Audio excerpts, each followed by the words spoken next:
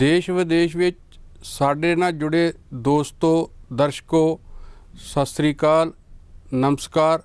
मैं हाँ बलबीर जंडू तो मेरे नाल ने सीनियर पत्रकार तो मेरे सहयोगी बलविंदर जम्मू जी।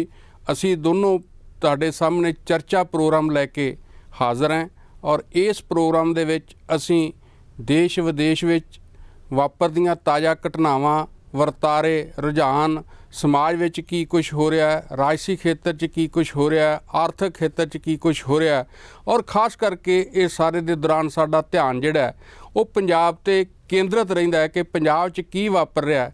क्योंकि साडे जिहड़े बाहर बैठे भरा प्रवासी भाईचारा है सारा कि उस दे तक असी पंजाब च जो कुछ वापर रहा है तो उस दे वख-वख की असर पै रहा समाजिक जीवन ते राजसी जीवन ते वो तुहाडे नज़र करिए। इसे ही गल नूं लैके असी ये प्रोग्राम जिहड़ा नवां शुरू कीता है ते इस दे प्रोग्राम दे विच तुहाडा सब दा स्वागत है। मैं अज जिहड़ी असी गल करनी है ਉਹਦੇ बारे संखेप च तुहाडे नाल गल सांझी करनी चाहांगा। बाद च तां ये सारियां गल्लां असीं अपने दोनों चर्चा दे विच लवांगे।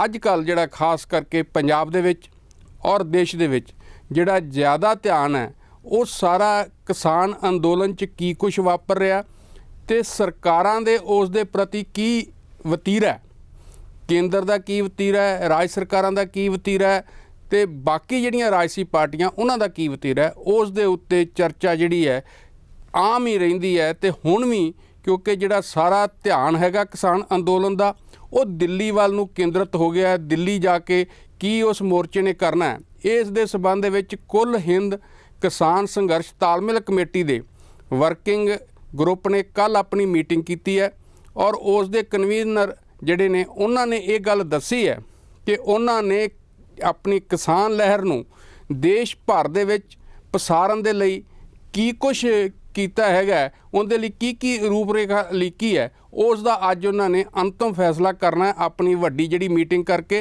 जिंदे विच कि 250 के करीब जिहड़ियां जथेबंदियां शामिल है उन्हां दे नुमाइंदे शामिल होणगे। वो शाम तक साडे सामने आएगा। एक तां असीं इस मामले लवांगे। दूसरा मामला जिहड़ा उत्तर प्रदेश दे विच जिहड़ा खास करके गऊ दे मास दा जिहड़े मामले सामने आउंदे आ उहदे उत्ते इलाहाबाद हाई कोर्ट ने बड़ियां सख्त टिप्पणियां कीतियां और ये गल कही है कि जिहड़े भी केस फड़े गए हुण तक उन्हां दे विच इस गल दे लई कि मीट वाकई ही गां दा हैगा उस दी किते भी किसी लैबोरेटरी चों टैसट नहीं कराया गया। सो इस करके उहदे ते कई तरह के सवाल जिहड़े है खड़े होए आ। तीसरा है बिहार चोणां, वो इस करके कि बिहार चोणां दा जिहड़ा प्रचार कल बंद हो गया पहले पड़ाਅ दा ते 71 सीटां दे उत्ते 28 अक्तूबर नूं मेरा कहण तो भाव भलके उत्थे वोटां पैणीਆਂ। सो ये तिन्ने जिहड़े विषय हैगे इन्हां नूं असीं अपनी चर्चा च लवांगे। जम्मू जिस तरह किसान सभावां दी हालत हुण है, जिस तरह पंजाब दे विच खास करके जिहड़ियां 31 जथेबंदियां उन्हां ने जो प्रोग्राम अपना इत्थे फार्मूला बनाया सी तां उही फार्मूला जिहड़ा है केंद्र दे विच भी जिहड़ियां उन्हां दी ऑल इंडिया कमेटी आ उसने उसनूं ही विचारिया ते तुसीं ये सारी स्थिति जिहड़ी बन रही है नवीं ते खास करके दिल्ली वाल नूं जिहड़ा संघर्ष दा मूँह हो रहा इहदे बारे की कहना चाहुंदे हो? जिंदू साहब अज जिहड़ियां 250 किसान जथेबंदियां उन्हां दी मीटिंग है ते 4 वजे उन्होंने एक प्रैस कानफ्रेंस बुलाई हुई है। उस प्रैस कानफ्रेंस दे विच खुलासा उन्हां करना है कि 5 नवंबर नूं ही भारत बंद करना जां उहदी डेट च कोई अदला बदली करनी है। इस डेट ते कुछ सहमति का मामला हैगा ते किसान अंदोलन दे विच एक गल जिहड़ियां सारियां जथेबंदियां ने जिहड़ियां 250 जथेबंदियां उन्हां पंजाब नूं इस मामले च अपना लीडर मान लिया भी पंजाब ने जिस तरीके नाल मूवमेंट चलाई है वख-वख सूबियां नूं भी उस आधार ते ही मूवमेंट चलाउणी चाहीदी है। इस करके आउण वाले दिनां दे विच जिथे जिथे भी किसान मूवमेंट चलेगी घट्टो घट्ट 15-16 सूबियां दे विच तां इस वेले अंदोलन चल रहा है। वो सारे जिहड़े सूबे ने वो ये अपना जिहड़ा ब्रॉड बेस करन लई पंजाब दा जिहड़ा ढंग तरीका वरतणगे जिन्नियां भी प्रेरणा स्रोत हाँ जी बिल्कुल प्रेरणा स्रोत है। उन्होंने ये गल एडमिट की है भी पंजाब जिस तरह लीड लई है एक बारी नहीं कहा, इस तो पहला भी जिहड़े बाहर दूजे सूबे के किसान आगू सी उन्होंने उदों भी प्रवान किया सीगा भी पंजाब ने बहुत सफलतापूर्वक अंदोलन चलाया तो असी इस गल दे कहला तो असी पंजाब नूं अपना लीडर मनते हैं। तो हुण भी जिहड़ा उन्हां दी डिस्कशन हो रही है ਜਾਂ ਹੋ ਚੁੱਕੀ ਹੈ ਜਿੰਨੀ ਵੀ, ਉਹਦੇ 'ਚ ਇਹ ਗੱਲ ਆਈ ਹੈ ਤੇ ਪੰਜਾਬ ਵਾਲੇ ਆਧਾਰ ਦੇ ਉੱਪਰ ਹੀ ਜਿਹੜਾ ਉਹ ਅੱਗੇ ਵਧਣਾ ਚਾਹੁੰਦੇ ਆ। ਹੁਣ ਇਹਦੇ ਵਿੱਚ ਕਿੰਨੀ ਸਫਲਤਾ ਮਿਲਦੀ ਅਸਫਲਤਾ ਮਿਲਦੀ, ਇਹ ਅਗਲਾ ਸਵਾਲ ਹੈ। ਉਹ ਜਿਹੜਾ ਪੰਜਾਬ ਦਾ ਪ੍ਰੋਗਰਾਮ ਸੀ ਉਹਨੂੰ ਪੰਜਾਬ ਫਾਰਮੂਲਾ ਹੀ ਨਾ ਹੀ ਉਹਨਾਂ ਨੇ ਪੰਜਾਬ ਫਾਰਮੂਲਾ ਦੇ ਦਿੱਤਾ। ਪਰ ਇੱਕ ਪੰਜਾਬ ਫਾਰਮੂਲੇ ਦੀ ਅਸੀਂ ਗੱਲ ਕਰਦੇ ਹਾਂ, ਜੇ ਕਰਨਾਟਕਾ ਦਾ ਫਾਰਮੂਲਾ ਦੇਖਿਆ ਜਾਵੇ ਉਹ ਵੀ ਇੱਕ ਬਹੁਤ ਪ੍ਰੈਕਟੀਕਲ ਹੈਗਾ। ਉਹ ਉੱਥੋਂ ਦਾ ਜਿਹੜਾ ਉਹਨਾਂ ਫੋਰਮ ਬਣਾ ਲਿਆ, ਉਹਦੇ ਵਿੱਚ ਟ੍ਰੇਡ ਯੂਨੀਅਨ ਵੀ ਆ, ਉਹਦੇ 'ਚ ਵਪਾਰੀ ਵੀ ਆ, ਉਹਦੇ 'ਚ ਖੇਤ ਮਜ਼ਦੂਰ ਵੀ ਆ, ਮਤਲਬ ਉਹਦੇ 'ਚ ਸਾਰੀਆਂ ਜਥੇਬੰਦੀਆਂ ਇਕੱਠੇ, ਹਾਂ ਸਾਰਾ ਕੁਝ ਇਕੱਠੇ ਨੇ। ਉਹਨਾਂ ਨੂੰ ਲੱਗਦਾ ਵੀ ਉਹਨਾਂ ਨੇ ਜਿੱਦਣ ਬੰਦ ਕੀਤਾ ਸੀਗਾ, ਅਸੀਂ 25 ਸਤੰਬਰ ਨੂੰ ਬੰਦ ਕੀਤਾ ਸੀ, ਮੇਰਾ ਖਿਆਲ ਉਹਨਾਂ ਨੇ ਸਾਡੇ ਤੋਂ 2-3 ਦਿਨ ਬਾਅਦ ਬੰਦ ਕੀਤਾ, ਉਹਨਾਂ ਦਾ ਬੰਦ ਵੀ ਬੜਾ ਸਫਲਤਾਪੂਰਵਕ ਸੀਗਾ। ਇਸ ਕਰਕੇ ਹੋਰ ਸੂਬਿਆਂ ਦੇ ਵੀ ਐਕਸਪੀਰੀਅੰਸ ਜਿਹੜੇ ਉਹ ਲਏ ਜਾ ਸਕਦੇ, ਤਜਰਬੇ ਸਾਂਝੇ ਕੀਤੇ ਜਾ ਸਕਦੇ। ਖੈਰ ਇਹਦੇ ਤੋਂ 4 ਜਾਂ 4.5 ਜਿਹੜਾ ਉਹ ਖੁਲਾਸਾ ਕਰ ਦੇਣਗੇ ਵੀ ਕੀ ਕਰਨਾ ਹੈਗਾ।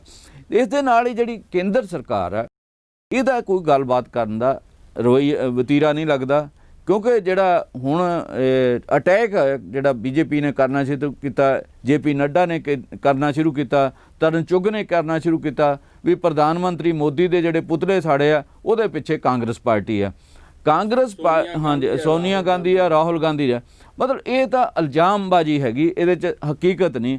ਹਕੀਕਤ ਦੇ ਵਿੱਚ ਇਹ ਹੈ ਵੀ ਕਿਸਾਨ ਜਿਹੜੇ ਪੰਜਾਬ ਦੇ ਆ, ਹਰਿਆਣੇ ਦੇ, ਇਸ ਗੱਲ ਤੋਂ ਖਫਾ ਨੇ ਕਿ ਕੇਂਦਰ ਸਰਕਾਰ ਸਾਡੀ ਗੱਲ ਹੀ ਸੁਣਨ ਲਈ ਤਿਆਰ ਨਹੀਂ ਗੀ। ਮਤਲਬ ਕਦੇ ਕਹਿ ਦਿੰਦੇ ਵੀ ਸੁਣਾਂਗੇ, ਕਦੇ ਕਹਿੰਦੇ ਨਹੀਂ ਸੁਣਾਂਗੇ, ਮਤਲਬ ਕੋਈ ਉਹਨਾਂ ਦਾ ਐਟੀਟਿਊਡ ਹੀ ਨਹੀਂ। ਪ੍ਰਧਾਨ ਮੰਤਰੀ ਨੇ ਜਿਵੇਂ ਉੱਥੇ ਜਾ ਕੇ ਬਿਹਾਰ ਦੇ ਵਿੱਚ ਕਿਹਾ ਵੀ ਜੋ हमने खेती कानून पास कर दिए हैं, धारा 370 ख़त्म कर दिए, हम उसके ऊपर गौर करने के लिए तैयार नहीं। इस तो स्पष्ट है कि ਕੇਂਦਰ ਸਰਕਾਰ ਦਾ ਅੜੀਅਲ ਵਤੀਰਾ ਹੈ। ਜੰਮੂ ਜੀ ਉਹਦੇ ਤੋਂ ਲੱਗਦਾ ਜਿਵੇਂ ਕੇਂਦਰ ਸਰਕਾਰ ਦੀ ਤੁਸੀਂ ਗੱਲ ਕੀਤੀ ਹੈ ਤੇ ਜਿਸ ਤਰ੍ਹਾਂ ਪੰਜਾਬ ਦੀ ਜਿਹੜੀ ਭਾਜਪਾ ਇਕਾਈ ਹੈ ਜਾਂ ਹਰਿਆਣੇ ਦੀ ਭਾਜਪਾ ਇਕਾਈ ਹੈ ਉਹਦਾ ਵੀ ਵਤੀਰਾ ਕੋਈ ਹਮਦਰਦੀ ਵਾਲਾ ਨਹੀਂ ਲੱਗਦਾ। ਤੁਸੀਂ ਦੇਖੋ ਹੁਣ ਜਿਸ ਤਰ੍ਹਾਂ ਭਾਰਤੀ ਜਨਤਾ ਪਾਰਟੀ ਦੀ ਪ੍ਰਦੇਸ਼ ਇਕਾਈ ਦੀ ਕੱਲ ਕੋਰ ਕਮੇਟੀ ਦੀ ਮੀਟਿੰਗ ਹੋਈ ਆ, ਉਸ ਮੀਟਿੰਗ ਤੋਂ ਬਾਅਦ ਉਹਨਾਂ ਨੇ ਬਕਾਇਦਾ ਜਿਹੜਾ ਪੰਜਾਬ ਦੇ ਰਾਜਪਾਲ ਹੈ ਉਹਨਾਂ ਨੂੰ ਇਹ ਗੱਲ ਕਹੀ ਹੈਗੀ ਹੈ ਕਿ ਜਿਨ੍ਹਾਂ ਨੇ ਵੀ ਪੁਤਲੇ ਸਾੜੇ ਹੈਗੇ ਆ ਨਰਿੰਦਰ ਮੋਦੀ ਦੇ, ਖਾਸ ਕਰਕੇ ਦੁਸਹਿਰੇ ਵਾਲੇ ਦਿਨ, ਉਹਨਾਂ ਦੇ ਖਿਲਾਫ ਪੁਲਿਸ ਕੇਸ ਦਰਜ ਕੀਤਾ ਜਾਵੇ। ਤੇ ਜੇ ਇਹ ਸਥਿਤੀ ਉਹਨਾਂ ਦੀ ਹੈ ਤੇ ਇਹਦਾ ਮਤਲਬ ਕਿਸਾਨਾਂ ਨਾਲ ਹਮਦਰਦੀ ਨਹੀਂ ਆ, ਉਹ ਤਾਂ ਕਿਸਾਨਾਂ ਦੇ ਖਿਲਾਫ ਸਗੋਂ ਇੱਥੇ ਆਪਣੀ ਮੁਹਿੰਮ ਵਿੱਢਣ ਵੱਲ ਤੁਰੇ ਹੋਏ। ਦੇਖੋ ਮੁਹਿੰਮ ਉਹਨਾਂ ਦੀ ਸਫਲ ਨਹੀਂ ਹੋਣੀ, ਪੰਜਾਬ ਦੇ ਵਿੱਚ ਤਾਂ ਬਿਲਕੁਲ ਹੀ ਨਹੀਂ ਹੋਏਗੀ। ਉਹਨਾਂ ਨੇ ਹਰਿਆਣੇ ਦੇ ਵਿੱਚ ਜਿਹੜਾ ਭਾਰਤੀ ਕਿਸਾਨ ਯੂਨੀਅਨ ਦੇ ਪ੍ਰਧਾਨ ਗੁਰਨਾਮ ਸਿੰਘ ਦੇ ਖਿਲਾਫ ਪਹਿਲਾਂ ਕੇਸ ਦਰਜ ਕੀਤਾ ਹੋਇਆ, ਜਦੋਂ ਹਰਿਆਣਾ ਦੇ ਕਿਸਾਨਾਂ ਨੇ ਫੈਸਲਾ ਕੀਤਾ ਸੀ ਵੀ ਅਸੀਂ ਜਿਹੜੇ ਕਾਰਪੋਰੇਟ ਸੈਕਟਰ ਦੇ ਜਿਹੜੇ ਹੈਗੇ ਉਹਨਾਂ ਦੇ ਸਮੇਤ ਪ੍ਰਧਾਨ ਮੰਤਰੀ ਦੇ ਪੁਤਲੇ ਸਾੜਾਂਗੇ। ਉਹਨਾਂ ਨੇ ਐਡੀਸ਼ਨ ਕਰ ਲਿਆ ਵੀ ਜਿਹੜੇ OP ਧਨਖੜ ਆ, ਜਿਹੜੇ ਹਰਿਆਣਾ ਭਾਜਪਾ ਦੇ ਪ੍ਰਧਾਨ, ਉਹਦੇ ਵੀ ਪੁਤਲੇ ਸਾੜੇ। ਉਹਨਾਂ ਨੇ ਕੇਸ ਇੱਕ ਦਰਜ ਕੀਤਾ। ਇੱਕ ਹੋਰ ਮਾਮਲੇ 'ਚ ਕੋਈ ਬੰਦਾ ਹਾਰਟ ਅਟੈਕ ਨਾਲ ਮਰ ਗਿਆ ਸੀ, ਉਹਦੇ ਵਿੱਚ 6-7 ਕਿਸਾਨ ਫਸਾ ਦਿੱਤੇ, ਉਹਦੇ ਬਾਰੇ ਵੀ ਉਹਨਾਂ ਦਾ ਅੰਦੋਲਨ ਚੱਲ ਰਿਹਾ। ਸਰਕਾਰ ਕਿਸਾਨ ਅੰਦੋਲਨ ਦੇ ਖਿਲਾਫ ਹੀ ਕੰਮ ਕਰ ਰਹੀ। ਹਾਂਜੀ, ਉਹਨਾਂ ਨੇ ਯਤਨ ਕੀਤਾ, ਸਰਸੇ ਦੇ ਵਿੱਚ 2 ਵਾਰੀ ਉਹਨਾਂ ਨੇ ਪਾਣੀ ਦੀਆਂ ਵਿਛਾੜਾਂ ਮਾਰੀਆਂ, ਪਰ ਕਿਸਾਨ ਟਸ ਤੋਂ ਮਸ ਨਹੀਂ ਹੋਏ। ਕਿਸਾਨਾਂ ਨੂੰ ਉਹਨਾਂ ਨੇ ਭਜਾਉਣ ਦਾ ਯਤਨ ਕੀਤਾ। ਕਿਸਾਨ ਕਹਿੰਦੇ ਵੀ ਠੀਕ ਹੈ ਅਰੈਸਟ ਕਰਨਾ ਕਰ ਲਓ, ਉੱਥੇ ਅਰੈਸਟ ਵੀ ਕੀਤੇ, ਫਿਰ ਰਾਤ ਨੂੰ ਛੱਡ ਦਿੱਤੇ ਗਏ। ਮਤਲਬ ਇਹ ਸਥਿਤੀ ਹੈ ਹਰਿਆਣੇ ਦੀ। ਹਰਿਆਣੇ ਨੇ ਕੇਸ ਦਰਜ ਕੀਤੇ ਹੈ, ਪੰਜਾਬ ਸਰਕਾਰ ਨੇ ਪਹਿਲਾਂ ਕੇਸ ਦਰਜ ਕੀਤੇ ਸੀਗੇ, ਉਸ ਤੋਂ ਬਾਅਦ ਪੰਜਾਬ ਸਰਕਾਰ ਨੇ ਕੇਸ ਵਾਪਸ ਲੈ ਲਏ। ਸਾਰਿਆਂ ਦਾ ਐਲਾਨ ਕੀਤਾ ਵੀ ਜਿਹੜੇ ਦਫਾ 44 ਤੋੜੀ ਆ, ਜੋ ਵੀ ਜਿੰਨੇ ਵੀ ਕੇਸ ਕਿਸਾਨੀਆਂ ਦੇ ਖਿਲਾਫ ਵਿਡਰਾ ਕਰ ਲਏ, ਖਾਸ ਕਰਕੇ ਜਿਹੜੇ ਅੰਦੋਲਨ ਨਾਲ ਸੰਬੰਧਿਤ। ਹਾਂਜੀ, ਉਹ ਵਿਡਰਾ ਕਰ ਲਏ। ਹੁਣ ਬੀਜੇਪੀ ਜਿਹੜਾ ਰੁਖ ਪੰਜਾਬ ਦੀ ਬੀਜੇਪੀ ਲੈ ਰਹੀ ਆ, ਬੀਜੇਪੀ ਨੂੰ ਇਹ ਸਮਝ ਲੈਣਾ ਚਾਹੀਦਾ, ਪੰਜਾਬ ਦੀ ਬੀਜੇਪੀ ਨੂੰ, ਵੀ ਉਹਨਾਂ ਦੇ ਆਗੂ ਜਿਹੜੇ ਆ ਉਹ ਜਿਹੜਾ ਕਿਸਾਨ ਮੋਰਚਾ ਉਹ ਛੱਡ ਕੇ ਦੂਜੀਆਂ ਪਾਰਟੀਆਂ 'ਚ ਸ਼ਾਮਲ ਹੋ ਰਹੇ ਆ। ਉਹਨਾਂ ਨੂੰ ਲੱਗਦਾ ਕਿ ਜਿਹੜਾ ਬੀਜੇਪੀ ਨੇ ਗਲਤ ਤਰੀਕਾਕਾਰ ਅਪਣਾਇਆ, ਇਸ ਤਰੀਕੇ ਦੇ ਕੋਈ ਫਾਇਦੇ ਨਹੀਂ ਨਿਕਲਣੇ। ਜਿਹੜੀ ਪਾਰਟੀ ਪਹਿਲਾਂ ਵੱਧ ਰਹੀ ਸੀਗੀ ਉਹ ਸੁੰਗੜਨੀ ਸ਼ੁਰੂ ਹੋ ਗਈ ਪੰਜਾਬ ਦੇ ਅੰਦਰ, ਤੇ ਮੇਰਾ ਖਿਆਲ 12 ਆਗੂ ਕਿ ਹਿੰਦੂ ਸਿੱਖ ਭਾਈਚਾਰੇ ਦਾ ਜਿਹੜਾ ਇੱਕ ਰਿਸ਼ਤਾ ਹੈਗਾ ਇਹ ਉਹਨੂੰ ਵੀ ਪ੍ਰਭਾਵਿਤ ਕਰੇਗਾ। ਫਿਰ ਉਹਨਾਂ ਨੇ ਇਹ ਸਕੀਮ ਤੋਂ ਬਾਅਦ ਦੂਜਾ ਇਹ ਚੱਲਿਆ ਵੀ ਦਲਿਤ ਮੁੱਦਾ ਉਠਾਇਆ ਜਾਵੇ। ਦਲਿਤ ਦੇ ਮੁੱਦੇ ਦੇ ਉੱਪਰ ਵੀ ਉਹਨਾਂ ਦਾ 2 ਥਾਵਾਂ ਦੇ ਉੱਪਰ ਇਸ ਮਾਮਲੇ ਨੂੰ ਲੈ ਕੇ ਝੜਪ ਹੋਈ। ਜਿਹੜਾ ਨਵਾਂ ਸ਼ਹਿਰ ਹੈ ਉਹਦੇ 'ਚ ਦਲਿਤ ਆਗੂ ਹੀ ਉਹਨਾਂ ਨੂੰ ਪੈ ਗਏ, ਉਹ ਕਹਿੰਦੇ ਵੀ ਨਹੀਂ ਤੁਹਾਨੂੰ ਅਸੀਂ ਅੰਬੇਦਕਰ ਦੇ ਬੁੱਤ 'ਤੇ ਫੁੱਲ ਚੜਾਉਣ ਦਿੰਦੇ। ਮਤਲਬ ਇਸ ਤਰੀਕੇ ਦੇ ਉਹਨਾਂ ਨੇ ਕੋਸ਼ਿਸ਼ ਕੀਤਾ, ਦਲਿਤਾਂ ਦੇ ਨਾਂ ਦੇ ਉੱਪਰ ਮਾਰਚ ਕਰਨ ਦੇ ਵੀ ਯਤਨ ਕੀਤਾ, ਕੋਈ ਗੱਲ ਉਹਨਾਂ ਦੀ ਬਣੀ ਨਹੀਂ। ਤੇ ਪੰਜਾਬ ਦੇ ਵਿੱਚ ਮੈਨੂੰ ਨਹੀਂ ਲੱਗਦਾ ਬੀਜੇਪੀ ਦੀ ਕੋਈ ਗੱਲ ਬਣੇ। ਇਹਦਾ ਜਿਹੜਾ ਸੇਕ ਹੈ ਉਹ ਹਰਿਆਣੇ ਦੇ ਵਿੱਚ ਵੀ ਪੈਣਾ ਸ਼ੁਰੂ ਹੋ ਗਿਆ। ਹਰਿਆਣੇ ਦੇ ਵਿੱਚ ਵੀ ਬੀਜੇਪੀ ਦੇ ਲੀਡਰਾਂ ਨੂੰ ਹੌਲੀ ਹੌਲੀ ਜਿਹੜਾ ਉਹ ਬਾਹਰ ਨਿਕਲਣਾ ਔਖਾ ਹੋ ਜਾਏਗਾ, ਕਿਉਂਕਿ ਕਿਸਾਨੀ ਜਿਹੜੀ ਉਹਨਾਂ ਤੋਂ ਹਰਿਆਣੇ ਦੀ ਵੀ ਕਾਫੀ ਖਫਾ ਹੈ। ਇਸ ਵੇਲੇ ਇੱਕ ਚੋਣ ਚੱਲ ਰਹੀ ਹੈ ਜਿਹੜੀ ਬੜੌਦਾ ਹਲਕੇ ਦੀ ਜਿਮਣੀ ਚੋਣ ਆ ਉਹ ਚੱਲ ਰਹੀ, ਜ਼ਿਆਦਾ ਲੋਕ ਜਿਹੜੇ ਆ ਉਸ ਪਾਸੇ ਵੱਲ ਲੱਗੇ ਹੋਏ ਆ। ਤੇ ਅੱਜ ਹਰਿਆਣੇ ਦੇ ਵਿੱਚ ਵੀ ਬੀਜੇਪੀ ਦਾ 1 ਸਾਲ ਪੂਰਾ ਹੋ ਗਿਆ।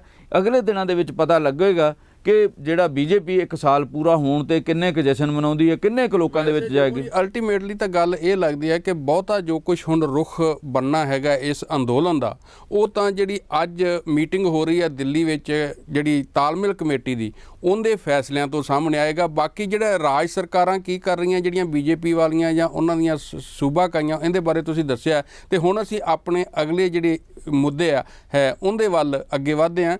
ਦੂਸਰਾ ਜਿਵੇਂ ਜਿਸ ਤਰ੍ਹਾਂ ਆਪਾਂ ਗੱਲ ਕੀਤੀ ਸੀਗੀ ਕਿ ਉੱਤਰ ਪ੍ਰਦੇਸ਼ ਦੇ ਅੰਦਰ ਜਿਹੜਾ ਗਊ ਮਾਸ ਦੇ ਮਾਮਲੇ ਨੂੰ ਲੈ ਕੇ ਕਿਸ ਤਰ੍ਹਾਂ ਜਿਹੜੇ ਵੀ ਲੋਕ ਫੜੇ ਗਏ, ਉਹ ਜਿਨ੍ਹਾਂ ਤੋਂ ਮੀਟ ਫੜਿਆ ਗਿਆ, ਉਹ ਮੀਟ ਕਿਤੇ ਵੀ ਟੈਸਟ ਨਹੀਂ ਕਰਵਾਇਆ ਗਿਆ ਤੇ ਇਹ ਗੱਲ ਕਹਿ ਦਿੱਤੀ ਗਈ ਕਿ ਇਹ ਗਊ ਦਾ ਮਾਸ ਹੈ ਤੇ ਉਹਨਾਂ ਦੇ ਖਿਲਾਫ ਜਿਹੜੇ ਸਖਤ ਕੇਸ ਬਣਾ ਦਿੱਤੇ ਗਏ। ਇੱਥੋਂ ਤੱਕ ਕਿ ਕੌਮੀ ਸੁਰੱਖਿਆ ਐਕਟ ਤੱਕ ਵੀ ਲਾ ਦਿੱਤੇ ਗਏ, ਕਿਉਂਕਿ ਯੂਪੀ ਦੇ ਅੰਦਰ ਜਿਹੜਾ ਯੂਪੀ ਦਾ ਜਿਹੜਾ ਹੈਗਾ ਪ੍ਰੀਵੈਂਸ਼ਨ ਆਫ ਕਾਓ ਸਲਾਟਰ ਜਿਹੜੀ ਹੈਗੀ ਹੈ ਐਕਟ, ਉਹਦੇ ਤਹਿਤ ਇਹ ਸਾਰੀ ਕਾਰਵਾਈ ਕੀਤੀ ਜਾਂਦੀ ਹੈ। ਔਰ ਇਲਾਹਾਬਾਦ ਹਾਈ ਕੋਰਟ ਨੇ ਉਸ ਜਿਹੜੇ ਕੇਸਾਂ ਦੀ ਸੁਣਵਾਈ ਕਰ ਰਹੇ ਸੀ, ਉਹਦੇ 'ਚ ਜੋ ਕੁਝ ਕਿਹਾ, ਤੁਸੀਂ ਇਸ ਸਾਰੇ ਨੂੰ ਕਿਸ ਤਰ੍ਹਾਂ ਦੇਖਦੇ ਹੋ? ਦੇਖੋ, ਇੱਕ ਦੌਰ ਸੀਗਾ ਪੰਜਾਬ ਦੇ ਵਿੱਚ ਵੀ ਸ਼ੁਰੂ ਹੋਇਆ ਸੀ, ਹਰਿਆਣੇ ਦੇ ਵਿੱਚ ਵੀ ਸ਼ੁਰੂ ਹੋਇਆ ਸੀ, ਯੂਪੀ ਦੇ ਵਿੱਚ ਤੇ ਰਾਜਸਥਾਨ ਦੇ ਵਿੱਚ ਵੀ। 4-5 ਸੂਬਿਆਂ ਦੇ ਵਿੱਚ ਜਿਹੜੇ ਵਿਜੀਲੈਂਟ ਗਊ ਰੱਖਿਅਕ ਬਣ ਗਏ ਦਲ, ਉਹਨਾਂ ਨੇ ਮਤਲਬ ਕਾਫੀ ਇੱਥੇ ਖੌਰੂ ਪਾਇਆ ਸੀਗਾ। ਹਰਿਆਣੇ ਦੇ ਵਿੱਚ ਵੀ ਕੁਝ ਭੀੜਾਂ ਨੇ ਬੰਦੇ ਮਾਰਤੇ ਜਿਹੜੇ ਮੁਸਲਮਾਨ ਸੀਗੇ। ਮੇਰਾ ਖਿਆਲ 125 ਦੇ ਕਰੀਬ ਜਿਹੜੇ ਦੇਸ਼ ਭਰ ਦੇ ਵਿੱਚ ਲੋਕ ਮਾਰੇ ਗਏ ਸੀਗੇ। ਹਾਂ ਜੀ, ਲਿੰਚਿੰਗ ਦੇ ਵਿੱਚ ਮਤਲਬ ਹਿੰਸਾ ਤੇ ਤਾਰੂ ਭੀੜਾਂ ਨੇ, ਉਹਨਾਂ ਦੇ ਮਾਮਲਿਆਂ ਦੇ ਵਿੱਚ ਮੇਰਾ ਖਿਆਲ 2-3 ਕੇਸਾਂ ਦੇ ਵਿੱਚ ਤਾਂ ਕੋਈ ਗੱਲ ਹੋਈ ਹੈ, ਬਾਕੀਆਂ ਦੇ ਵਿੱਚ ਤਾਂ ਕੁਝ ਹੋਇਆ ਹੀ ਨਹੀਂਗਾ। ਮਤਲਬ ਕਿਸੇ ਨੂੰ ਸਜ਼ਾ ਹੀ ਨਹੀਂ ਮਿਲੀ। ਮਤਲਬ ਇਹ ਤਰੀਕਾਕਾਰ ਇੱਥੇ ਅਪਣਾਇਆ ਗਿਆ। ਯੂਪੀ ਸਰਕਾਰ ਇਸ ਮਾਮਲੇ ਦੇ ਵਿੱਚ ਬਹੁਤ ਅੱਗੇ ਨਿਕਲ ਗਈ। ਉਹਨੇ ਮਤਲਬ ਜਿਹੜਾ ਵੀ ਮਾੜਾ ਜਿਹਾ ਮਤਲਬ ਵਿਰੋਧੀ ਆਇਆ ਜਾਂ ਉਹਨਾਂ ਮੁਸਲਮਾਨਾਂ ਦੇ ਉੱਪਰ ਕਈਆਂ ਦੇ ਉੱਪਰ ਕੇਸ ਬਣਾਤੇ। ਮਤਲਬ ਇਹ ਬਣਾਤੇ ਵੀ ਇਹਨੇ ਗਾਂ ਵੱਡੀ ਹੈ, ਵੱਡੀ ਨਹੀਂ ਤੇ ਇਹਦੇ ਕੋਲ ਜਿਹੜਾ ਮੀਟ ਹੈ ਮਤਲਬ ਗਾਂ ਦਾ, ਮਤਲਬ ਕੋਈ ਪੁਸ਼ਟੀ ਨਹੀਂ ਕੀਤੀ ਗਈ। ਪੁਸ਼ਟੀ ਬਿਨਾਂ ਪੁਸ਼ਟੀ ਕੀਤਿਆਂ ਕਿਸੇ ਲੈਬ 'ਚ ਨਹੀਂ ਗਈਆਂ ਉਹ ਚੀਜ਼ਾਂ। ਮਤਲਬ ਇਹ ਤਾਂ ਚਾਹੀਦਾ ਸੀਗਾ, ਪੁਲਿਸ ਨੇ ਕੇਸ ਬਣਾਇਆ, ਉਹਦੀ ਬਕਾਇਦਾ ਤਹਿਕੀਕਾਤ ਹੋਣੀ ਚਾਹੀਦੀ ਸੀ, ਜਾਂਚ ਹੋਣੀ ਚਾਹੀਦੀ ਸੀ। ਉਸ ਤੋਂ ਬਾਅਦ ਕੋਈ ਤਹਿਕੀਕਾਤ ਨਹੀਂ, ਕੋਈ ਕੁਛ ਨਹੀਂ। ਇਲਾਹਾਬਾਦ ਹਾਈ ਕੋਰਟ ਨੇ ਜਦੋਂ ਸਾਰੇ ਉਹ ਕੇਸ, ਕੁਝ ਕੇਸ ਗਏ ਜਿਹੜੇ ਉਹਨਾਂ 'ਚ ਦੇਖਿਆ ਵੀ ਇਹਦੇ ਵਿੱਚ ਕਿਸੇ ਵੀ ਕੇਸ ਦੇ ਵਿੱਚ ਇਹਨਾਂ ਨੇ ਇਹਦੀ ਮੀਟ ਦੀ ਜਾਂਚ ਨਹੀਂ ਕਰਵਾਈ। ਇਹ ਮੀਟ ਹੈ ਕਿਹਦਾ? 139 ਦੇ ਕਰੀਬ ਕੇਸ ਹੈ ਇਹਦੇ। ਹਾਂਜੀ, ਮਤਲਬ ਕਿਸੇ ਦੇ ਵਿੱਚ ਵੀ ਨਹੀਂ। ਮਤਲਬ ਤੁਸੀਂ ਮਤਲਬ ਜਿਹੜੀ ਲੋਕਾਂ ਨੂੰ ਫਰੀਡਮ ਆ, ਆਜ਼ਾਦੀ ਕਾਹਦੀ ਹੋ ਗਈ ਫਿਰ? ਮਤਲਬ ਆਜ਼ਾਦੀ ਕੀ ਹੁੰਦੀ ਹੈ? ਮਤਲਬ ਜਿਹੜੀ ਤੁਹਾਨੂੰ ਬੋਲਣ ਦੀ ਆਜ਼ਾਦੀ ਆ, ਘੁੰਮਣ ਫਿਰਨ ਦੀ ਆਜ਼ਾਦੀ ਆ, ਮਤਲਬ ਇਹ ਸਾਰਾ ਕੁਝ ਹੀ ਕਰਬ ਕਰ ਦਿੱਤਾ ਤੁਸੀਂ। ਮਤਲਬ ਬੰਦ ਕਰੀ ਜਾਂਦੇ ਹੋ। ਇਹ ਇਸ ਗੱਲ ਦਾ ਖਿਆਲ ਹੀ ਨਹੀਂ ਰੱਖਦੇ ਵੀ ਇਹਨਾਂ ਲੋਕਾਂ ਨੂੰ ਵੀ ਕੋਈ ਆਜ਼ਾਦੀ ਹੈਗੀ ਹੈ। ਮਤਲਬ ਉਹਨੂੰ ਲੈ ਕੇ ਇਲਾਹਾਬਾਦ ਹਾਈ ਕੋਰਟ ਨੇ ਸਖਤ ਟਿੱਪਣੀਆਂ ਕੀਤੀਆਂ ਵੀ ਇਹਦਾ ਦੱਸੋ ਕੀ ਹੈ ਤੁਹਾਡੇ ਕੋਲ, ਜਿਹੜੇ ਹਾਂ ਵੀ ਜਿਹੜੇ ਬੰਦੇ ਅੰਦਰ ਬੰਦ ਕੀਤੇ, ਇਹ ਜੇ ਗਾਂ ਦਾ ਮੀਟ ਨਹੀਂਗਾ ਤਾਂ ਇਹ ਕਾਹਦਾ ਮੀਟ ਆ? ਤੁਸੀਂ ਬਿਨਾਂ ਜਾਂਚ ਤੋਂ ਕਰ ਰਹੇ ਹੋ। ਮਤਲਬ ਖਾਸੀਆਂ ਉਹਨਾਂ ਨੇ ਫਟਕਾਰਾਂ ਜਿਹੜੀ ਯੂਪੀ ਪੁਲਿਸ ਨੂੰ ਲਾਈ ਹੈ। ਯੂਪੀ ਪੁਲਿਸ ਦਾ ਜਿਹੜਾ ਵਤੀਰਾ ਹੈ ਨਾ, ਜਦੋਂ ਅਸੀਂ ਹਾਥਰਸ ਕੇਸ ਨੂੰ ਦੇਖਦੇ ਉਦੋਂ ਵੀ ਸਾਨੂੰ ਪਤਾ ਲੱਗਦਾ ਵੀ ਕਿਸ ਕਿਸਮ ਦਾ ਐਟੀਟਿਊਡ ਹੈਗਾ ਉਹਦਾ। ਮਤਲਬ ਐਡੀਸ਼ਨਲ DGP ਉਦੋਂ ਬੋਲ ਰਿਹਾ ਵੀ ਇਹ ਕੁੜੀ ਨਾਲ ਰੇਪ ਹੋਇਆ ਹੀ ਨਹੀਂਗਾ, ਜਿਹੜੀ 19 ਸਾਲਾਂ ਦੀ ਮੁਟਿਆਰ ਸੀ ਮਾਰੀ ਗਈ। ਮਤਲਬ ਵੀ 11 ਨਾ ਹੋਣਾ ਇੱਕ ਵੱਖਰੀ ਗੱਲ ਹੈ, ਪਰ ਉਹਦਾ ਜਿਸ ਤਰ੍ਹਾਂ ਉਹਨਾਂ ਨੇ ਸੰਸਕਾਰ ਕੀਤਾ ਉਹਦੇ ਤੋਂ ਤਾਂ ਲੱਗਦਾ ਕਿਤੇ ਨਾ ਕਿਤੇ ਕੁਝ ਗਲਤ ਵਾਪਰਿਆ ਜ਼ਰੂਰ ਹੈ। ਬਿਲਕੁਲ, ਉਹਦੇ ਤੇ ਵੀ ਉਹਨਾਂ ਨੂੰ ਕਹਿਣਾ ਪਿਆ ਅਦਾਲਤ ਨੂੰ ਵੀ ਇਹਦੇ ਬਾਰੇ ਤੁਸੀਂ ਦੱਸੋ ਵੀ ਕੀ ਗਾਈਡਲਾਈਨ ਆ। ਕਿਉਂ? ਮਤਲਬ ਸਾਡੇ ਜਿਹੜੇ ਰੀਤੀ ਰਿਵਾਜ ਆ ਉਹ ਇਸ ਗੱਲ ਦੀ ਇਜਾਜ਼ਤ ਹੀ ਨਹੀਂ ਦਿੰਦੇ ਵੀ ਕਿਸੇ ਦਾ ਵੀ ਸੰਸਕਾਰ ਸੂਰਜ ਛਿਪਣ ਤੋਂ ਪਹਿਲਾਂ ਤੇ ਸੂਰਜ ਚੜ੍ਹਨ ਤੋਂ ਪਹਿਲਾਂ ਕੀਤਾ ਜਾਵੇ। ਤੇ ਤੁਸੀਂ ਕਿਉਂ ਕੀਤਾ? ਉਹਦੀ ਜ਼ਿੰਮੇਵਾਰੀ ਸਾਰੀ ਇੱਕ ਡਿਪਟੀ ਕਮਿਸ਼ਨਰ ਨੇ ਉਸ ਜ਼ਿਲ੍ਹੇ ਦੇ ਨੇ ਲੈ ਲਈ। ਮਤਲਬ ਕੀ ਤਰੀਕਾ ਕਰਕੇ ਕਿਉਂ ਉਹਨੇ ਕੀਤਾ? ਮਤਲਬ ਵੀ ਭੀੜ ਕਿੱਥੋਂ ਆ ਚੱਲੀ ਹੈ? ਮਤਲਬ ਇਸ ਤਰੀਕੇ ਦੇ ਜਿਹੜੇ ਗਲਤ ਕੰਮ ਜਿਹੜੇ ਯੂਪੀ ਦੇ ਵਿੱਚ ਹੋ ਰਹੇ ਆ, ਮਤਲਬ ਹੌਲੀ ਹੌਲੀ ਯੂਪੀ ਦੇ ਵਿੱਚ ਵੀ ਆਵਾਜ਼ ਉੱਠਣ ਲੱਗ ਗਈ ਆ। ਇੱਕ ਸਮੇਂ 'ਚ ਆਵਾਜ਼ਾਂ ਬੰਦ ਹੋ ਗਈਆਂ ਸੀਗੀਆਂ, ਦੁਬਾਰਾ ਫੇਰ ਲੋਕ ਜਿਹੜੇ ਆ ਇਸ ਪਾਸੇ ਵੱਲ ਨੂੰ ਆਉਣ ਲੱਗੇ ਆ। ਕੋਈ ਦਲ ਚੇਤਨਾ ਦੇ ਨਾਂ 'ਤੇ ਆ ਰਿਹਾ, ਕੋਈ ਦੂਜੀਆਂ ਵੀ ਪਾਰਟੀਆਂ ਜਿਹੜੀਆਂ ਉਹ ਇਸ ਪਾਸੇ ਵੱਲ ਨੂੰ ਆ ਰਹੀਆਂ। ਨਹੀਂ ਤੇ ਜਿਹੜੇ ਇੱਕ ਵਾਰੀ ਯੂਪੀ ਦੇ ਵਿੱਚ ਇਹ ਵੀ ਸੀਗਾ ਵੀ ਇਹਨਾਂ ਐਂਟੀ ਰੋਮੀਓ ਸਕੈਡ ਬਣਾਤੇ, ਕੁਝ ਬਣਾਤੇ, ਉਹ ਹਾਂ ਬਾਲ ਉਹ ਕਾਫੀ ਕੁਝ ਜਿਹੜਾ ਆਇਆ। ਮਤਲਬ ਲਵ ਜਹਾਜ਼ ਜਿਹੜਾ ਸੀਗਾ, ਮਤਲਬ ਕਈ ਤਰੀਕੇ ਦੇ ਮਾਮਲੇ ਆਏ। ਹੌਲੀ ਹੌਲੀ ਉਹ ਸਾਰੇ ਦਮ ਤੋੜ ਗਏ ਕਿਉਂਕਿ ਉਹ ਰਿਐਲਿਟੀ ਨਾਲ ਮੇਲ ਨਹੀਂ ਸੀ ਖਾਂਦੇ। ਮਤਲਬ ਇਸ ਤਰੀਕੇ ਦੇ ਕੰਮਕਾਜ ਯੂਪੀ ਦੀ ਜਿਹੜੀ ਯੋਗੀ ਆਦਿੱਤਿਆਨਾਥ ਦੀ ਸਰਕਾਰ ਆ ਉਹਦੇ 'ਚ ਹੋਏ। ਮਤਲਬ ਲੋਕਾਂ ਨੂੰ ਇਨਸਾਫ ਮਤਲਬ ਦੇਣ ਦੀ ਥਾਂ ਤੇ ਤੁਸੀਂ ਇੱਕ ਭਾਈਚਾਰੇ ਦਾ ਇੱਕ ਜਿਹੜੀ ਮੈਜੋਰਟੀ ਤਬਕਾ ਉਹਦੇ ਆਧਾਰ ਦੇ ਉੱਪਰ ਫੈਸਲੇ ਕਰਨੇ ਸ਼ੁਰੂ ਕਰ ਦਿੱਤੇ ਵੀ ਉਹਨਾਂ ਨੂੰ ਖੁਸ਼ ਕੀਤਾ ਜਾਵੇ, ਦੂਜਿਆਂ ਨੂੰ ਮਿਨੋਰਟੀ ਨੂੰ ਡੰਡਾ ਫੇਰਿਆ ਜਾਵੇ। ਮਤਲਬ ਇਹ ਤਰੀਕਾਕਾਰ ਇਹ ਜਿਹੜੇ ਇਲਾਹਾਬਾਦ ਹਾਈ ਕੋਰਟ ਹੈ ਦਾ ਹਾਂ ਸਪਸ਼ਟ ਤੌਰ ਤੇ ਲੋਕਾਂ ਦੇ ਸਾਹਮਣੇ ਲੈ ਆਂਦੀ ਕਿ ਕਿਸ ਤਰ੍ਹਾਂ ਜਿਹੜੀ ਉੱਤਰ ਪ੍ਰਦੇਸ਼ ਦੀ ਸਰਕਾਰ ਹੈ ਉਹ ਗਊ ਮਾਸ ਦੇ ਨਾਂ ਦੇ ਉੱਤੇ ਕਿਸ ਤਰ੍ਹਾਂ ਜਿਹੜੇ ਹੈ ਘੱਟ ਗਿਣਤੀ ਲੋਕ ਹੈ ਉਹਨਾਂ ਦੇ ਉੱਤੇ ਕਿਸ ਤਰ੍ਹਾਂ ਜਿਹੜੇ ਕੇਸ ਬਣਾ ਕੇ ਤੇ ਉਹਨਾਂ ਨੂੰ ਕਿਸ ਤਰ੍ਹਾਂ ਜੇਲ੍ਹਾਂ ਵਿੱਚ ਸੁੱਟਿਆ ਜਾ ਰਿਹਾ। ਤਾਂ ਇਹੀ ਕਾਰਨ ਹੈ ਕਿ ਇਲਾਹਾਬਾਦ ਹਾਈ ਕੋਰਟ ਨੇ ਜਦੋਂ ਉਹਨਾਂ ਕੇਸਾਂ ਦੀ ਸੁਣਵਾਈ ਕੀਤੀ ਔਰ ਉਸ ਦੇ ਵਿੱਚ ਕਿਤੇ ਵੀ ਉਹਨਾਂ ਨੂੰ ਇਸ ਤਰ੍ਹਾਂ ਦੀ ਜਿਹੜੀ ਐਵੀਡੈਂਸ ਹੈ ਕੋਈ ਸਬੂਤ ਨਹੀਂ ਮਿਲਿਆ ਜਿਸ ਤੋਂ ਇਹ ਲੱਗਦਾ ਹੋਵੇ ਕਿ ਇਹ ਗਊ ਦਾ ਮਾਸ ਸੀਗਾ। ਸੋ ਇਸ ਕਰਕੇ ਹੁਣ ਇਸ ਸਾਰੀ ਘਟਨਾ ਤੋਂ ਬਾਅਦ ਉੱਤਰ ਪ੍ਰਦੇਸ਼ ਸਰਕਾਰ ਕੀ ਇਸ ਦੇ ਬਾਰੇ ਜਵਾਬ ਦਿੰਦੀ ਹੈ ਕੋਰਟ ਦੇ ਵਿੱਚ, ਇਹ ਤਾਂ ਦੇਖਣ ਵਾਲੀ ਗੱਲ ਹੈ। ਪਰ ਇਹ ਜ਼ਰੂਰ ਹੈਗਾ ਕਿ ਇਹਦੇ ਨਾਲ ਜੋ ਕੁਝ ਯੂਪੀ ਦੇ ਅੰਦਰ ਵਾਪਰ ਰਿਹਾ ਸੀਗਾ ਤੇ ਜਿਹੜਾ ਬਾਰ-ਬਾਰ ਮੀਡੀਆ ਦੇ ਵਿੱਚ ਵੀ ਆ ਰਿਹਾ ਸੀ ਉਹ ਗੱਲਾਂ ਸਾਬਤ ਹੋ ਰਹੀਆਂ ਔਰ ਕੋਰਟ ਦੇ ਵਿੱਚ ਹੁਣ ਕੋਰਟਾਂ ਨੂੰ ਵੀ ਇਹ ਕਹਿਣ ਲਈ ਮਜਬੂਰ ਹੋ ਗਈਆਂ ਕਿ ਕਿਤੇ ਨਾ ਕਿਤੇ ਉੱਤਰ ਪ੍ਰਦੇਸ਼ ਦੀ ਸਰਕਾਰ ਜਿਹੜੀ ਹੈ ਉਹ ਪੱਖਪਾਤੀ ਢੰਗ ਨਾਲ ਕੰਮ ਕਰ ਰਹੀ ਹੈ। ਸੋ ਜੰਮੂ ਜੀ ਆਪਣਾ ਜਿਹੜਾ ਅਗਲਾ ਮੁੱਦਾ ਹੈਗਾ ਉਹ ਹੈਗਾ ਬਿਹਾਰ ਚੋਣਾਂ ਨਾਲ ਸੰਬੰਧਿਤ। ਉਹ ਇਸ ਕਰਕੇ ਵੀ ਕਿ ਅੱਜ ਜਿਹੜਾ ਕੱਲ੍ਹ ਜਿਹੜਾ ਸ਼ਾਮੀ ਉੱਥੇ ਪ੍ਰਚਾਰ ਬੰਦ ਹੋ ਗਿਆ ਤੇ ਪਹਿਲੇ ਪੜਾਅ ਦੀਆਂ ਜਿਹੜੀਆਂ ਵੋਟਾਂ ਹੈ ਉੱਥੇ 71 ਵਿਧਾਨ ਸਭਾ ਹਲਕੇ ਹੈ ਜਿੱਥੇ ਕੱਲ੍ਹ ਨੂੰ ਵੋਟਾਂ ਪੈਣੀਆਂ ਔਰ ਉਸ ਦੇ ਵਿੱਚ ਬਕਾਇਦਾ ਅਸੀਂ ਦੇਖਦੇ ਹਾਂ ਕਿ ਉੱਥੇ ਜਿਹੜਾ ਸਿਨੈਰੀਓ ਬਦਲ ਰਿਹਾ ਉਹਦੇ ਵਿੱਚ ਜਿਸ ਤਰ੍ਹਾਂ ਨਤੀਸ਼ ਕੁਮਾਰ ਦੀ ਹਾਲਤ ਹੋ ਰਹੀ ਹੈ ਔਰ ਨਤੀਸ਼ ਕੁਮਾਰ ਨੂੰ ਜਿਸ ਤਰ੍ਹਾਂ ਦਾ ਉੱਥੇ ਲੋਕਾਂ ਦੇ ਵਿਰੋਧ ਦਾ ਸਾਹਮਣਾ ਕਰਨਾ ਪੈ ਰਿਹਾ ਔਰ ਖਾਸ ਕਰਕੇ ਅਸੀਂ ਦੇਖਦੇ ਹਾਂ ਕਿ ਜਿਹੜਾ NDA ਹੈ ਉਸ ਨੇ ਤਾਂ ਜਿਹੜੇ ਆਪਣੇ ਪੋਸਟਰ ਹੁਣ ਨਵੇਂ ਬਣਾਏ ਆ ਉਹਦੇ ਵਿੱਚੋਂ ਬਕਾਇਦਾ ਨਤੀਸ਼ ਕੁਮਾਰ ਦੀ ਫੋਟੋ ਹੀ ਗਾਇਬ ਕਰ ਦਿੱਤੀ ਹੈ ਤੇ ਇਕੱਲੇ ਜਿਹੜੇ ਪ੍ਰਧਾਨ ਮੰਤਰੀ ਆ ਨਰਿੰਦਰ ਮੋਦੀ ਹੋਣਾ ਦੀ ਫੋਟੋ ਲਾਈ ਆ ਔਰ ਇਸ ਗੱਲ ਦਾ ਪ੍ਰਚਾਰ ਕੀਤਾ ਜਾ ਰਿਹਾ ਕਿ ਉੱਥੇ ਸਿਰਫ ਤੇ ਸਿਰਫ ਜੇ ਕਿਸੇ ਦਾ ਵਿਰੋਧ ਨਹੀਂ ਹੈ ਤਾਂ ਉਹ ਨਰਿੰਦਰ ਮੋਦੀ ਹੈ ਤੇ ਇਸ ਕਰਕੇ ਜਿਹੜੀ ਉੱਥੋਂ ਦੀ ਚੋਣ ਹੈ ਉਹ ਉਹਨਾਂ ਦੇ ਨਾਂ ਤੇ ਹੀ ਲੜੀ ਜਾ ਰਹੀ ਹੈ NDA ਦੇ ਵੱਲੋਂ। ਪਰ ਦੂਸਰੇ ਪਾਸੇ ਅਸੀਂ ਦੇਖਦੇ ਹਾਂ ਕਿ ਨਾਲ ਹੀ ਜਿਹੜੇ ਉਹਨਾਂ ਦੇ ਪ੍ਰਧਾਨ ਹੈ ਭਾਜਪਾ ਦੇ ਉਹਨਾਂ ਨੇ ਨੱਡਾ ਉਹਨਾਂ ਨੇ ਇਹ ਗੱਲ ਕਹਿ ਦਿੱਤੀ ਹੈ ਕਿ ਸਾਡਾ ਜਿਹੜਾ NDA ਹੈ ਉਹਦੇ ਵਿੱਚ ਜਿਹੜੀ ਲੋਕ ਜਨਸ਼ਕਤੀ ਪਾਰਟੀ ਹੈ ਰਾਮ ਵਿਲਾਸ ਪਾਸਵਾਨ ਜਿਹੜੇ ਹੁਣ ਨਹੀਂ ਰਹੇ ਉਹਨਾਂ ਦਾ ਮੁੰਡਾ ਜਿਹੜਾ ਚਿਰਾਗ ਪਾਸਵਾਨ ਉਹਦੀ ਅਗਵਾਈ ਕਰ ਰਿਹਾ ਕਿ ਉਹ ਸਾਡੇ NDA ਦਾ ਹਿੱਸਾ ਨਹੀਂ ਹੈ। ਤੇ ਦੂਸਰੇ ਪਾਸੇ ਜਿਹੜਾ ਜਿਸ ਤਰ੍ਹਾਂ ਤੇਜਸਵੀ ਦੀ ਚੜ੍ਹਤ ਹੋ ਰਹੀ ਹੈ ਇਹ ਸਾਰੀ ਸਥਿਤੀ ਜਿਹੜੀ ਜੰਮੂ ਜੀ ਉੱਥੇ ਨਵੀਂ ਬਣ ਰਹੀ ਹੈ ਇਹਦੇ ਬਾਰੇ ਤੁਸੀਂ ਕਿਸ ਤਰ੍ਹਾਂ ਦੇਖਦੇ ਹੋ? ਦੇਖੋ ਪਿਛਲੇ ਕੁਝ ਦਿਨਾਂ ਤੋਂ ਇੱਕ ਇਸ਼ੂ ਜਿਹੜਾ ਵੱਡੇ ਪੱਧਰ ਤੇ ਉੱਭਰਨਾ ਸ਼ੁਰੂ ਹੋਇਆ ਉਹ ਸੀਗਾ ਬੇਰੁਜ਼ਗਾਰੀ ਦਾ ਮਾਮਲਾ ਵੱਡੇ ਪੱਧਰ ਤੇ ਉੱਥੇ ਆਇਆ। ਪਹਿਲਾਂ ਮਤਲਬ BJP ਨੇ ਵੀ ਤੇ ਨਿਤਿਸ਼ ਕੁਮਾਰ ਨੇ ਵੀ ਇਹ ਕਹਿਣਾ ਸ਼ੁਰੂ ਕਰਤਾ ਜੇ ਕਿਆ ਮੁੱਦਾ ਹੈ, ਜੇ ਕੋਈ ਮੁੱਦਾ है फिर उन्होंने कहना ये भी गल कह दी भी इतने लोगों को कहाँ से रोज़गार मिलेगा, पैसा कहाँ से आएगा, इसलिए पैसा कहाँ से आएगा। बाद ਦੇ ਵਿੱਚੋਂ ਜਦੋਂ ਇਹ ਮਾਮਲਾ ਵੱਧਦਾ ਗਿਆ ਤਾਂ ਇਹਨਾਂ ਨੇ ਆਪਣੇ ਮੈਨੀਫੈਸਟੋ ਦੇ ਵਿੱਚ ਕਹਿਤਾ ਵੀ ਅਸੀਂ 19 ਲੱਖ ਲੋਕਾਂ ਨੂੰ ਰੁਜ਼ਗਾਰ ਦੇਵਾਂਗੇ ਕਿਉਂਕਿ ਉੱਥੇ ਵਸੋਂ ਦਾ ਜਿਹੜਾ ਵੱਡਾ ਹਿੱਸਾ ਜਿਹੜੇ ਦੀ ਉਮਰ ਜਿਹੜੀ ਹੈ ਵੋਟਰ ਦੀ 18 ਤੋਂ ਜਿਹੜੀ ਹੈ 36 ਸਾਲ ਦਾ ਜਿਹੜਾ ਮਾਮਲਾ ਹੈਗਾ ਉਹ 50% ਦੀ ਵੋਟਰ ਉਹ ਬਣਦੇ ਆ। ਇਸ ਕਰਕੇ ਇਹ ਜਿਹੜਾ ਕੈਚੀ ਇਸ਼ੂ ਜਿਹੜਾ ਉੱਥੇ ਇਹ ਬਣ ਗਿਆ ਬੇਰੁਜ਼ਗਾਰੀ ਵਾਲਾ। ਉਹਦੇ ਨਾਲ ਵਿਕਾਸ ਦੇ ਮੁੱਦੇ ਆ।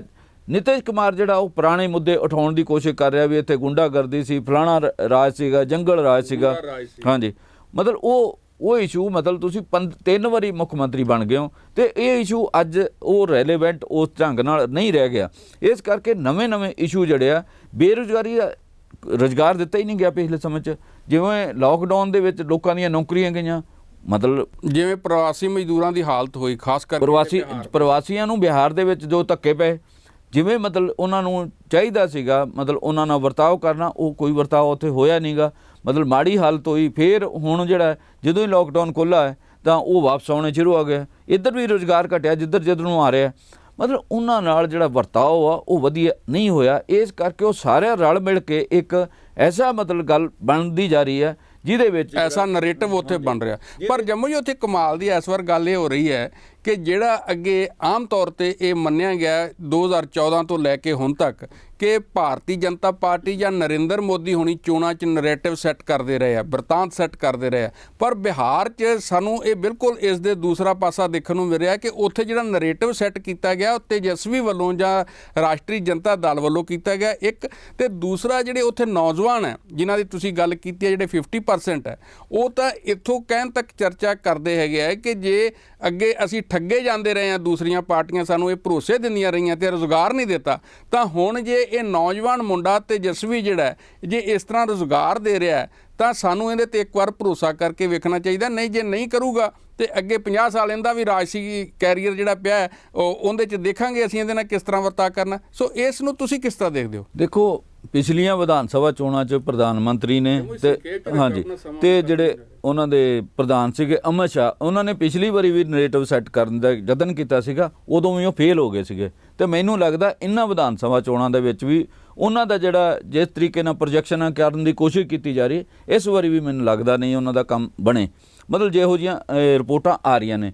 ਇਸ ਕਰਕੇ ਜਿਹੜੇ ਹੁਣ ਪੋਸਟਰ ਬਦਲੀ ਹੋ ਰਹੇ ਆ, ਨਿਤਿਸ਼ ਕੁਮਾਰ ਦੇ ਖਿਲਾਫ ਵਿਰੋਧ ਹੈ ਤੇ ਉਹ ਵਿਰੋਧ ਤਾਂ ਪ੍ਰਧਾਨ ਮੰਤਰੀ ਦੇ ਖਿਲਾਫ ਵੀ ਆ ਰਹੀ ਹੈ, ਕਿਉਂਕਿ ਪ੍ਰਧਾਨ ਮੰਤਰੀ ਨੇ ਹਰ ਸਾਲ 2 ਕਰੋੜ ਲੋਕਾਂ ਨੂੰ ਰੁਜ਼ਗਾਰ ਦੇਣ ਦਾ ਵਾਅਦਾ ਕੀਤਾ ਸੀ, 15-15 ਲੱਖ ਦੇਣ ਦਾ ਵਾਅਦਾ ਕੀਤਾ ਸੀ। ਉਹ ਜਿਹੜੇ ਵਾਅਦੇ ਆ ਕੌਮੀ ਪੱਧਰ ਤੇ ਕੀਤੇ ਗਏ, ਉਹਨਾਂ 'ਚ ਕੋਈ ਵਾਅਦਾ ਤਾਂ ਪੂਰਾ ਨਹੀਂ ਹੋ ਰਿਹਾ।